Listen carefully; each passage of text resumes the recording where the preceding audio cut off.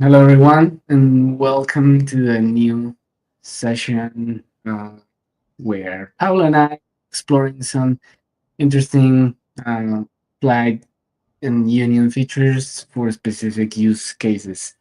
Um, if it's your first time here, well, welcome. Great to have you here. I'm David Espejo, I'm part of the Flyte community and also with Union AI, the solutions engineering team. And with me is Pablo, who's also a solutions engineer. Hello, Pablo. Hello, everybody. Awesome. So yeah, Flyte is an open source project hosted by the Linux AI and Data Foundation, and the main purpose of Flyte is to be an abstraction layer for all the different tooling that a production ML pipeline typically requires, and provides data scientists and ML engineers a consistent Python interface to author workflows, tasks, and do so in a way that you have out-of-box versioning, reproducibility, and other production-grade features. So today we will be exploring an interesting angle, which is the scalability. Scalability can be many things. In this case, we will explore a bit about parallelism, the different options you have in Flyte and Union without involving any other framework, how to achieve parallel processing uh, in a way that is A, resource efficient, and B, lets you eventually to cut down processing times, which can be money, especially if you're running the cloud. So yeah, we promise to use more slides, or at least just one, and we'll try to stay true to the promise. So yeah, I guess let's get started. Okay, I'll take over. Yeah. Okay, I'm gonna share my screen here, share my window. Oh, anytime. I mean, sorry, if you're watching on LinkedIn or YouTube, feel free to add questions there in the chat, comments, etc. Uh, this session is yours, so yeah, feel free to drop your questions there. Okay, So yeah, go ahead. Could you please do soon? okay. Let's see. Zoom in. How's Yeah, that? thank you. Okay, perfect. So I'll start off with a little bit of background, just in case there's some people in here that are not familiar with Flyte or Union. So Union, you can think of it as an orchestrator and a compute engine in the same place. So whether you are orchestrating different components or different pieces of an AI system, or whether you're using it as a compute platform to run some of these AI processes like training or evaluating, inference, whatever it may be. Both of those kinds of things can run on Union, can be managed by Union. Both of those things can be even put together into the same Union workflows. So it's really all about being the glue from end to end that brings in either all your disparate systems to act as one, or can process all your processes inside of it to make pipelines for you and to manage these in what we call workflows. So Flyte and Union, the main kind of construct is what we call a workflow, which consists of tasks. And tasks are exactly what they sound like. They're a specific thing that you're going to run. And then the workflows kind of manage and handle all the dependencies and all the processing and all the sequencing of it. All right, so how this works is in a very small nutshell is I have existing Python code, or if I'm writing new code, or if I have other types of pieces of my system, I can wrap them in Union or Flyte um, artifacts or decorators, as we use them inside of Python. So I have this very simple example here where I'm going to pre-process some data. I'm going to pull this public data set that everyone knows, the iris data. Um, I'm going to pre-process it, make a data frame. I'm going to then train it. I'm going to do a hyperparameter optimization across this data set, across all these models. And then I'm basically going to wrap all this regular Python code inside of my decorators for Union in this case, but Flyte works the same way. So I'm going to say, I'm going to create or define this Python method as a workflow. So now the Union platform knows that this is the workflow definition. And then I'm going to wrap my sub pieces of that workflow or my tasks. I'm going to use a decorator that is a task decorator. So now Union knows that these things are tasks. And there's a whole lot of customization and configuration that you can put in here.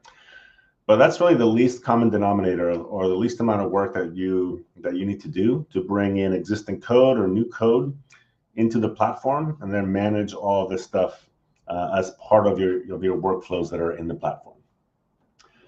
The only thing that I'm really going to cover about that configuration that I think is interesting for potentially newer people that are on here is this. When I create the task decorator, there is this container image parameter. There's a bunch of other parameters, but we're not going to get into those.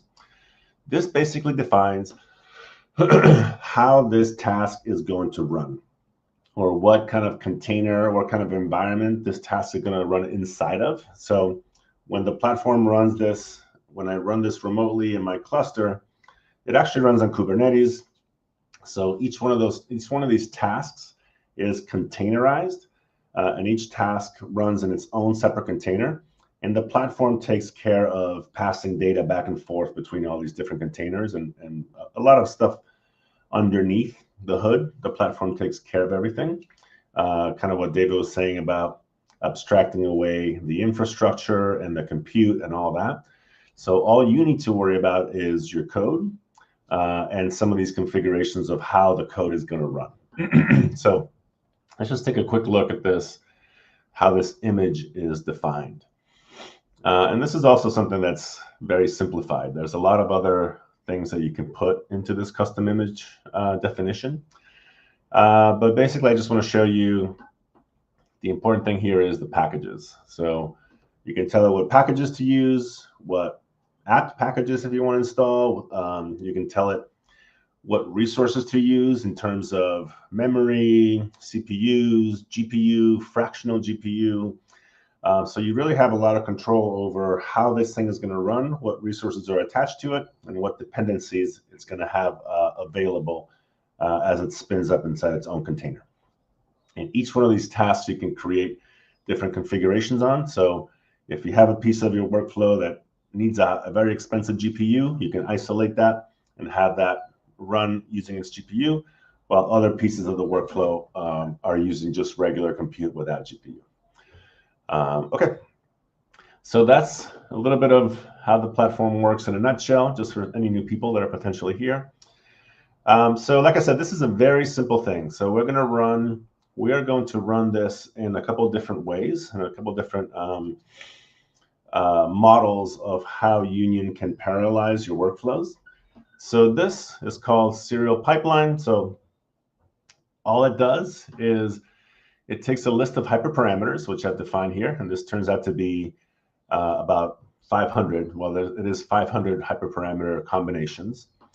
And then it runs these serially. So if I go to my training here, it basically does a for loop for each hyperparameter in this list, train it, and then append it to a result list. So it just does one after the other. And how I would run this in the platform is, well, there's several ways of how you can interact with it and how you can submit jobs to run.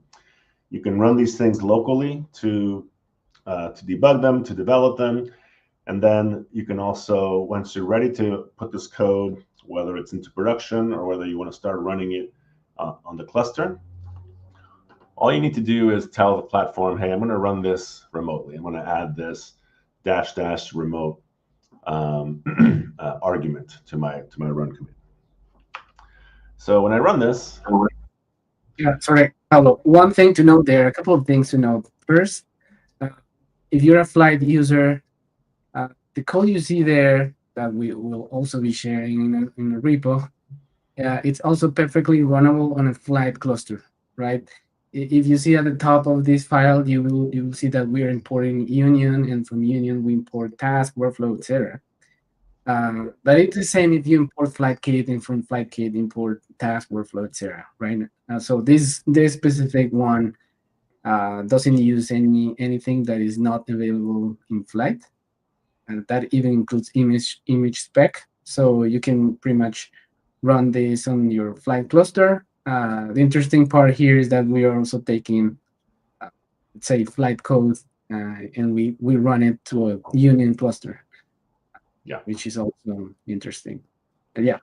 yep. Just a couple caveats there. I mean, I am using the Union SDK, which is very similar to Flyte. It is a superset of the Flyte SDK. So in this case, we're not using anything Union specific from that SDK, but we will later on. The other thing is actually that's a good thing to bring up is when I create the image spec, I define the builder as Union, which is also something that is in the Union platform, not in Flyte. So this is our cloud builder. For you Flyte users out there, you know that you have Docker installed on your laptop or whatever it is that you develop. And we use that local Docker instance to create our images and deploy them out to the registry, which is where your code runs. But in this case, for Union, we have this other type of builder that basically builds it in our cloud. So you don't have to have anything on your laptop, any dependencies like that. Everything is built on our cloud, and everything's handled for you automatically like that. All right. All right, so then once this thing runs, it gives me this link that allows me to go directly over to this execution. This thing is still running, so I actually have a bunch of different instances of the different things that we're going to talk about that have already run. So this is one that I ran last night. This is the serial workflow for my serial ML pipeline. And it basically shows me how long this thing took to run, right? So when I just start up a task, the container spun up, and then it puts my code that then iterates sequentially over those 500 iterations of hyperparameters. This task for doing the hyperparameter optimization takes about 4 minutes. So what we were seeing for this very simple task is that it takes anywhere between 3 to 4 minutes, 3 to 4 minutes plus, if we're just doing things serially inside one container. So I'm going to move on to a different kind of way that how we do parallelization, and that is what we call a MapTask. This is also inside of Flyte as well, so this is not Union specific. But the way that this works is instead of spinning up one container and just putting my code in there and having it run in there, it actually spins up whatever number of containers I tell it to, and splits up the work across all those containers. So we'll see that the definition, it's actually quite simple, right? So where before in the serial example, all we did was, call the training method, just like we're calling any Python method very easily. And here, the way that we do parallelization is almost just as simple, right? We take this MapTask function that is defined inside of our SDK. We tell it, hey, I want you to take this method and span that method out.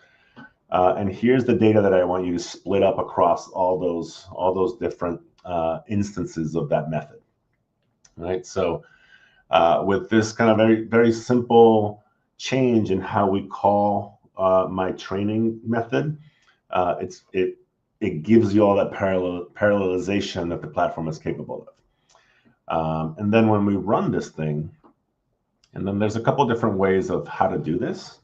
But when we run this, we would do union.run -- remote.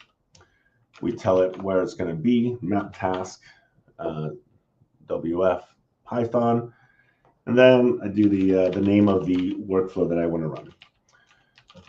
The thing that I need to add in here as well that I want to highlight is another parameter called max parallelism. So by default, the max parallelism of or workflows inside of Union and Flyte, I think too, is 25. But we can set that, yeah, Flyte as well. But we can set that here. We can set that in a couple other different places. There's many different ways to run these workflows. And when I click this off, it's actually going to do the exact same thing that it did earlier. It's going to package up all my stuff. It's going to containerize it. It's going to get all the dependencies in there. And it's going to fan it out with up to 25 things running in parallel.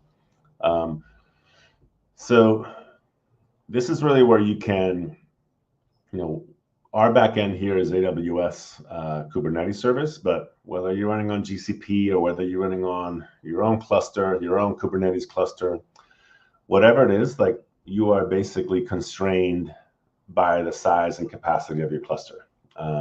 You can take code that is pre-written or code that is very easy to write, wrap it in some of our parallelism constructs, and then deploy it, and off it goes, and it'll run all the stuff in parallel. You don't have to worry about anything else. Okay. Yeah, so there are a couple of things there, especially for platform engineers watching. What happens here in the background? If we are processing 500 hyperparameter list of 500 inputs, like in this case, this thing will eventually create still 500 Kubernetes pods, right? But what Paul is controlling here is the maximum amount of concurrent evaluation that happens, concurrently. And I pasted in, at least on YouTube, and let me do the same on LinkedIn, a link to our docs that has some reasoning around the difference between concurrency and parallelism. But in this case, what Paul is controlling is how much Flyte Propeller will evaluate concurrently. But in the end, no matter what you said there, in the end, a map task with a list of 500 inputs, like in this case, will create 500 Kubernetes pods. So keep that in mind when you're planning resources for your clusters, etc., because it's a function of the input size. Yeah, perfect. Yeah, so I'm actually not going to run this because I already ran it, and it takes a little while. It takes a couple minutes. So this is that workflow that I was just talking about. I actually, on this run, I set it to have a parallelism of 50. And what I see here that it took, for just the hyperparameter part, it took about 2 minutes. So this is a good time to bring up our little results chart where I kind of summarized all the things that we have run and will run, or will show you.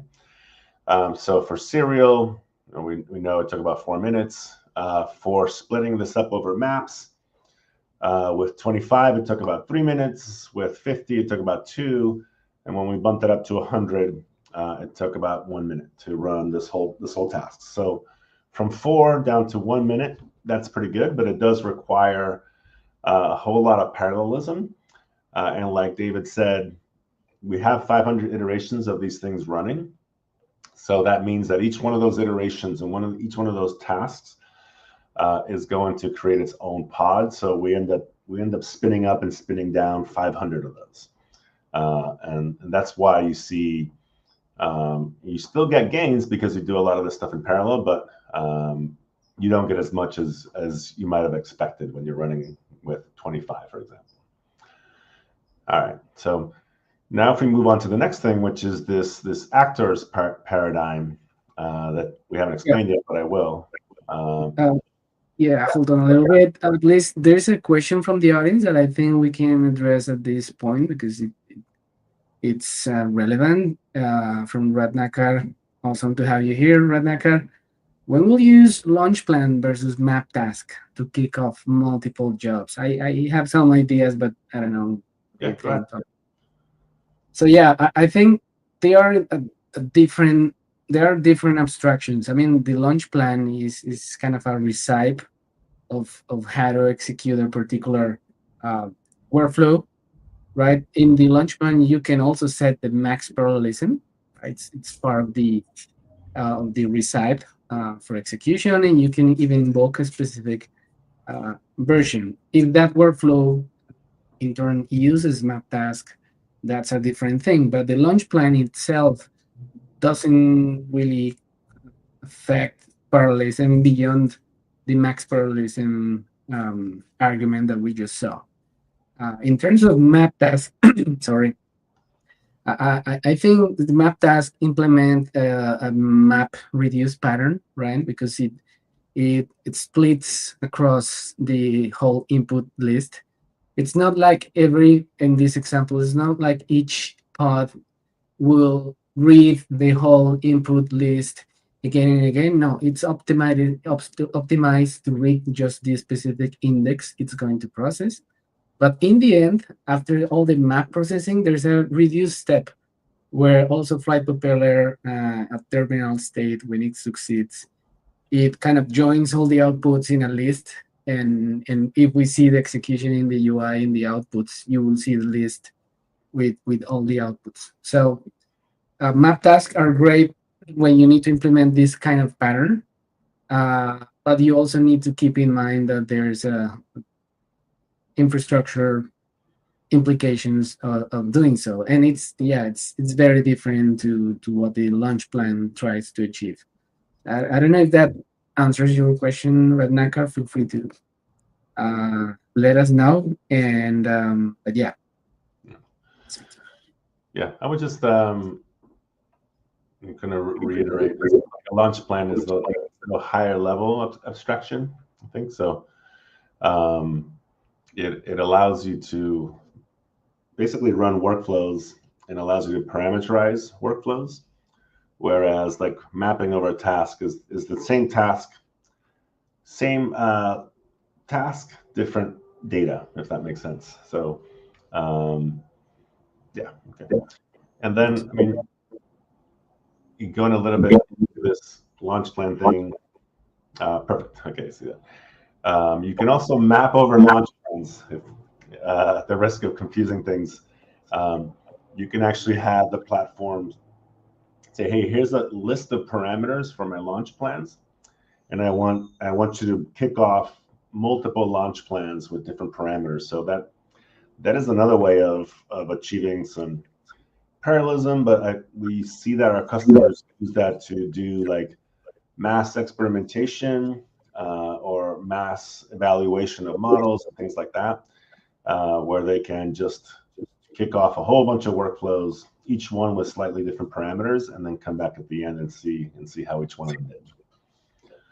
right. So yeah, before we go to the actors thing, I think this is the inflection point. Everything we saw so far, it's perfectly achievable with just Flyte, right? The fact that we're using a union cluster is probably a infrastructure choice in this case, but the SDK is purely Flyte. Um, so I don't know if you could go to the UI and the execution for the map task in the timeline. There is something that is very interesting. Um, In here, timeline. is Yeah, timeline. If you hover, yeah, that one. When you hover over what you just did, no, in the dynamic workflow. Yeah, there. Uh, you can. This is also true for Fly. You can hover the mouse over the task, and you will see the how much time it took for the different phases. The task setup is essentially, especially if you're running tasks without any other plugin different than Kubernetes, is the container boot up time. I mean, the time it takes for Kubernetes to accept and reconcile the request to create and run a pod.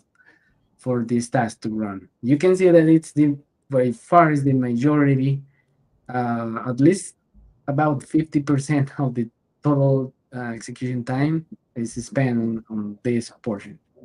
And this is one of the limitations. Plus the resource consumption, the time it takes for Kubernetes to build a pod, it can be seconds, but when you multiply this by hundreds or thousands of inputs, that becomes probably a performance bottleneck. So what Pablo is going to show is the union response to overcome this limitation. Yeah. Yeah. All right, cool. Yeah, thanks for that. All right. All right. So yeah, let's move into that. So this is like David said, this is union specific. We call this actors, and it's basically container reuse or infrastructure reuse, whichever one you want to call it, where we are going to define what the actor looks like. We give it time to live. We give it replicas. We can request resources for it. So this is very similar to what I was saying earlier, where you can ask for number of cores, how much memory, fractional GPUs if you wanted to. And basically what this is the actor is a container that's going to spin up, and it's going to stay alive, while it's doing work. And when it's not doing work, it's going to have a TTL of 30 seconds, which we can change that. And after it's idle for 30 seconds, it'll go down.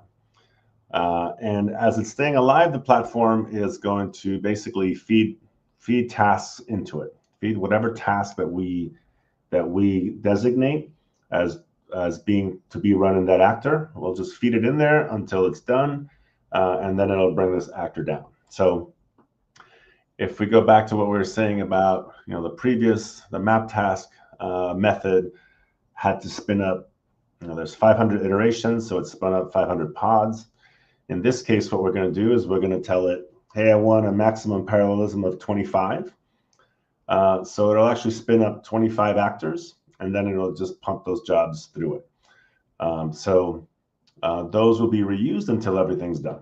And the way that we basically define this actor environment, the way that we tell it which one, or we tell the Union platform how to use it and which code and which task to feed through that actor environment. This is how we do it. So we've called this actor environment. We gave it the variable name of actor.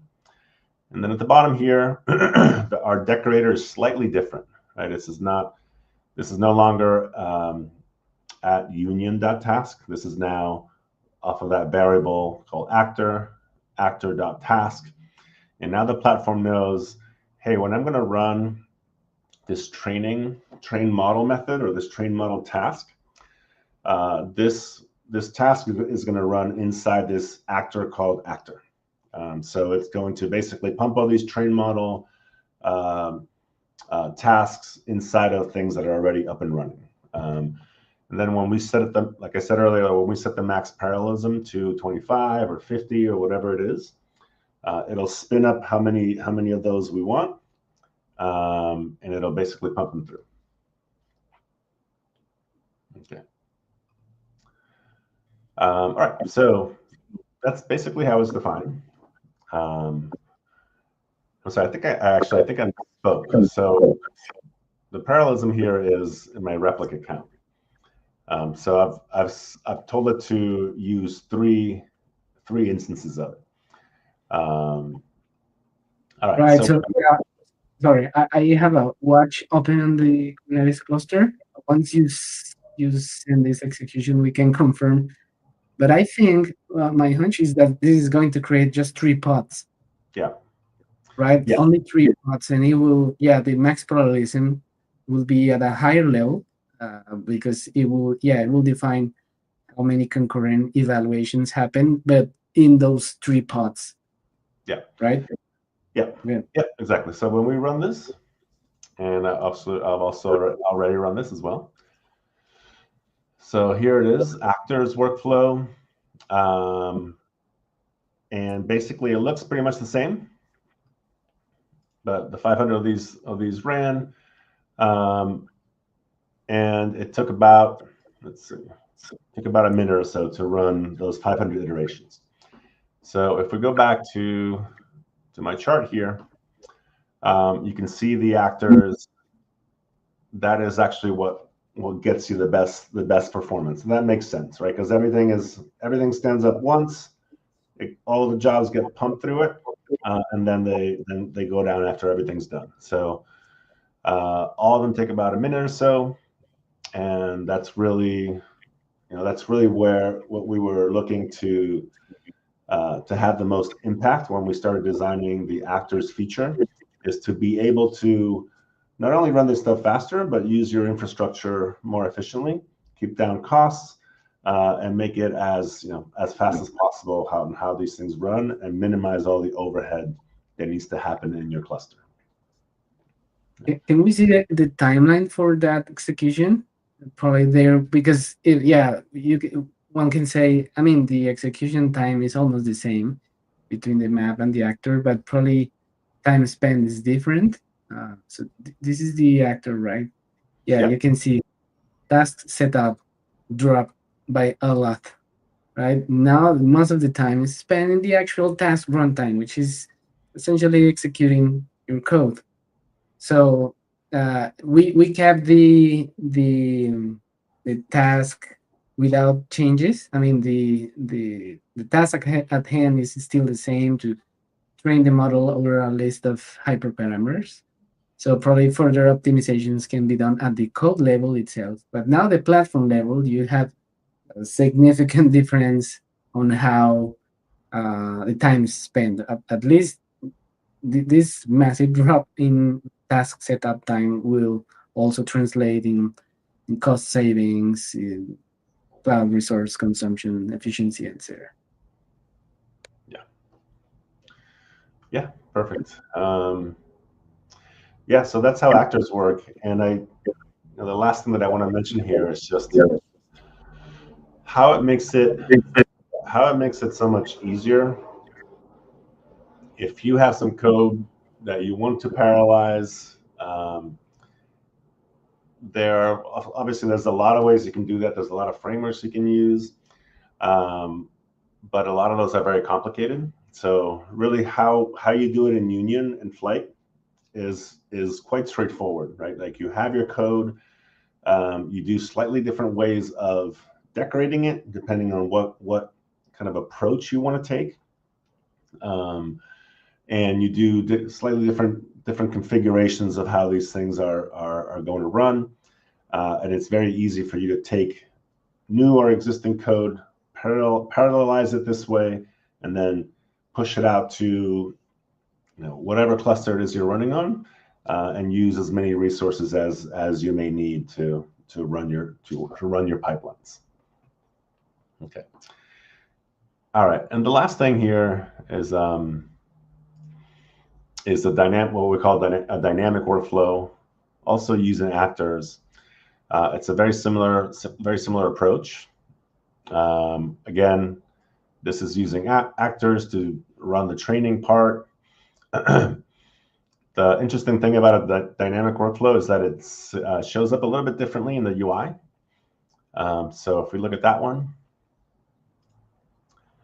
let's see, actors workflow. Here's the dynamic actor workflow, Parallelism of 25. This takes about 2 minutes.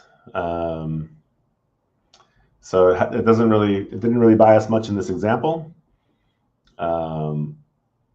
But you can actually see every one of the sub processes. Since this is a dynamic workflow, it looks a little bit different. It'll show you all the sub processes in the timeline. You can see how these things ran compared to everything else. And what I like to show off here is, you see that some of these subtasks took a while to set up or took a while to run. Some of these ran almost instantaneously. And the reason why that is because the ones that take a while to run are the ones that are standing up the containers. Once they're stood up, they just get all the jobs pumped into them, and off they go. They don't need to have the overhead of the infrastructure set up. This is kind of a good. I like to put this dynamic workflow in here because it does show the breakdown of everything, and it shows the breakdown of how much longer it takes for these tasks to run, given that they have to set up the container before it. All right, so if we go back to the runtimes, we see that this does give us some advantage over some of the other methods, but running actors over map is the best. Yeah, I think the place of dynamic workflows is mostly around making it flexible enough for certain use cases, especially when the inputs are unknown until runtime.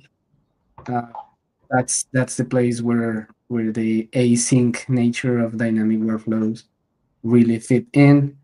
Uh, yeah, I wouldn't expect.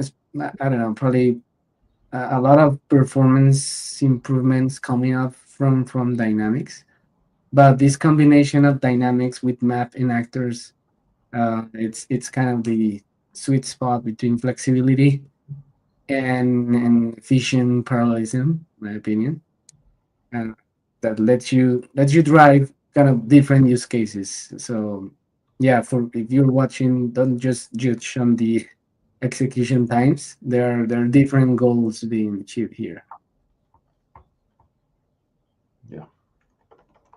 Yeah, yeah, and that's it. David, do you have anything else that you want to cover? Uh, yeah, I think I one thing I wanted to mention on the map task, map task with Flyte especially.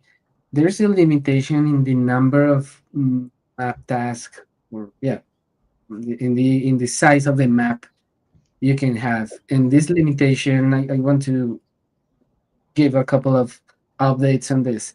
So this limitation is not a hard cap. It's not that you will find in the code number 5,000 and it will log you an error message. No, you could go over 5,000 map tasks.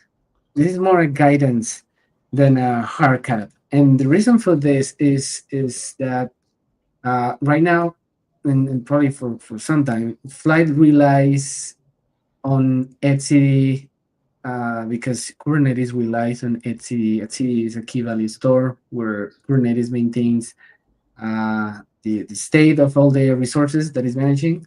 And one of the resources happens to be the Flyte workflow CRD, right? And when you run an execution, uh, one of the main things that happen in the background is that Flyte propeller, the operator that is running on Kubernetes, uh, will take your whatever you define as steps in your pipeline and will traverse the DAG and will interact with Kubernetes or any other plugin to make sure that what you want to run is actually running. Right? But as it goes, it needs to update the status somewhere, and in that place is the CRD, and the CRD, the status lives in etcd. All that story because right now etcd has a size limit. Pasting this here on YouTube in chat. Link to the etcd documentation that shows that the maximum size of a request to etcd is 1.5 megs. So you have, I mean, the bigger your map task, because the map task by propeller is essentially counted as a single object. So it will start growing and growing, probably hitting that limit. And also the bit array data structure that MapTasks use to kind of conflate all the list of outputs at terminal state has also a limit. So after 5,000 map tasks, approximately, you will probably hit the limit of the max request size in etcd. Yeah, you could increase it in etcd, not really recommended because it doesn't really solve the problem. Yeah, it's probably more recommended to just use smaller map task and use batches or different similar pattern. Because the moment you start hitting the limit, and if it comes to a point when the request or the object is too big and etcd cannot update it, or Flight Propeller cannot get a reliable update from etcd, your execution will start failing, right? And that's even true in the most recent version of MapTasks in Flight that uses array node. Uh, that is also true. With Union, what happens with what Pablo just showed is that you can map over launch plans, which is in the end mapping over workflows. Uh, so yeah, the execution was too big. That we were having problems looking at it in the UI, in the mapping our own launch plans, right? Because it achieves massive scale, right? And that is possible in Union if that's really what you need. Uh, that is possible in with the constructs that Union has available, like mapping our own launch plans. And if you don't want to break your Kubernetes cluster in terms of the number of pods that needs to run, you also have actors to manage this, right? So probably even future versions of Union will take this even further, break away all the limits. But right now, this is the limits in Flight and the possibilities in Union. So I hope this is clear for everyone. Yeah, I actually want to, along those lines, I want to show something that I forgot about. So we were talking about actors and the replica count. And we had it set to 3. Mhm. Which means that there was only 3 actors running that. So in that workflow, in this workflow where it took a minute or so, there were really only 3 actors, so 3 containers handling all that. Yeah. And it still was much faster. Like I have a run that I did where I set that replica count to 30. So now we have 30 actors, 30 pods that stay up, and this takes 24 seconds. Whoops. So it's even faster. It's faster and it's less resources. Mhm. Um, I mean, it's like 8 times faster than you doing serially, right? And it uses like the same amount of resources pretty much as a Wow. serial.